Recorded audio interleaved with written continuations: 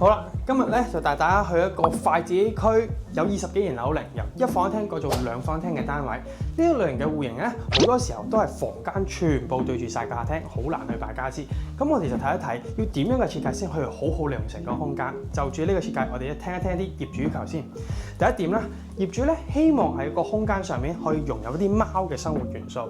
第二點咧，就係希望將原本嘅房間可以獨立一個書房嘅空間出嚟。第三咧，就係點樣去優化一個廁所嘅動線。最後咧，就係希望活化陽台嘅生活功能。就住呢幾個點咧，我哋即刻睇下片 ，Let's go！ 好，一入到嚟屋企玄關部分，你會見到橫梁好矮嘅。其實好多時呢啲戶型咧都會中意將個天花沿住橫梁高度一直做入去嘅，但係咧就變到好矮嘅感覺。今次咧我哋設計上咧做咗木條紙嘅設計，將呢個空間完全拉翻高佢，唔會有咁大嘅壓迫感啦。而門口一入到嚟咧，見到我哋嘅廁所位置，廁所咧。今次我哋改口做趟門啊，偷多啲位置俾我哋嘅廁所空間。我將洗手盆咧偷咗我哋今次嘅鞋櫃嘅 L 型錯位，變咗個佢有收納性嘅洗手台。咁今次個馬桶同埋個淋浴房咧個空間上就得到解放啦，完全優化咗成個廁所嘅動線啦。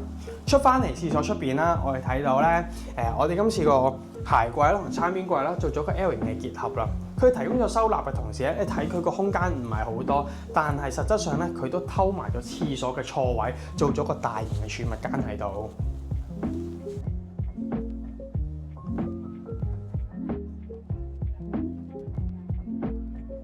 嚟到客廳嘅介紹啦，咁啱啱提到一個點咧，就係呢類型嘅戶型好多時候都係房間門完全對住晒個廳，好難去擺傢俬。啲房間門又好核突喎，所以咧喺設計上咧，我哋今次就用多咗比較多嘅隱形門嘅造型。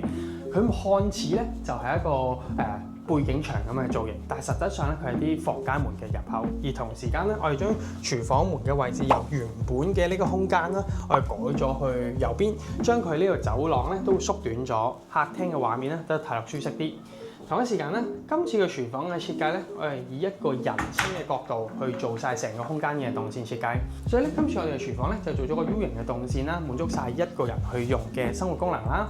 無論我哋嘅洗碗機啦、焗爐啦、煮食爐啦、電飯煲啦，都全部一應俱全。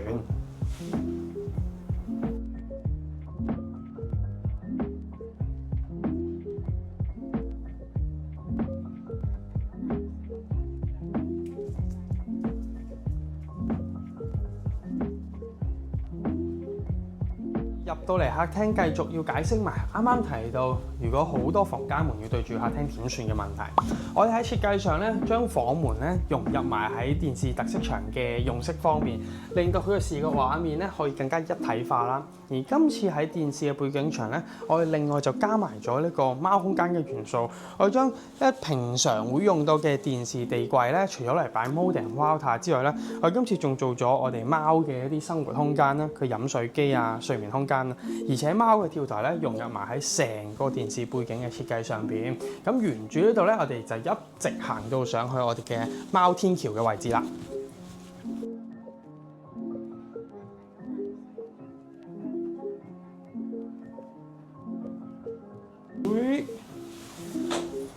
今次咧書房咧，我哋就用喺衣櫃間可以做住人房嘅空間出嚟。衣務間咧就提供咗一個換季嘅大衣櫃啦，同時間獨立咗出嚟咧，就變咗男主人嘅書房工作區啦。必要時咧，呢度仲可以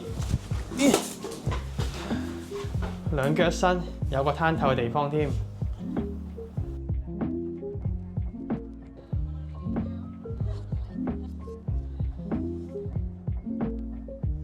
我哋今次咧喺設計上將客廳延伸到去露台嘅地方，但係咧我哋都加咗一個玻璃趟門喺度，令到呢度變成一個生活露台。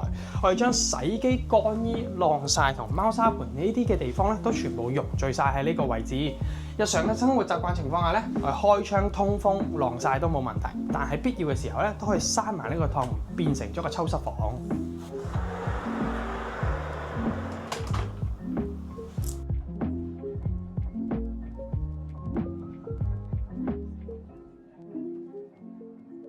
最後入到嚟介紹主人房啦。今日主人房咧，我哋做兩邊落床，留咗床頭櫃，一直延伸轉彎做咗個大嘅 L 型工作台出嚟。咁呢個工作台咧，咁其實就互相之間用咗衣帽間嘅空間啦，同時間咧呢邊都留咗一個睡房嘅衣櫃喺度，完全符合咗房間3件套嘅基本設備喺晒度啦。咁房間門咧，我哋都特登做咗趟門，留咗一啲貓嘅出入門口，咁就變得方便寵物就可以平時都入嚟同主人一齊瞓喺主人房嘅溫暖空間。我仲想補充多少少細節，就係咧，我哋同個廁所一樣嘅概念啦。我哋做咗個錯位嘅空間，同書房同工作台位置留咗一個前後嘅錯位，令到佢更加之實用。大家可以多啲去諗點樣去利用屋企自己嘅房間同房間之間嘅錯位，令形成一個更加實用嘅位置。呢個就係今次俾大家嘅小貼士啊！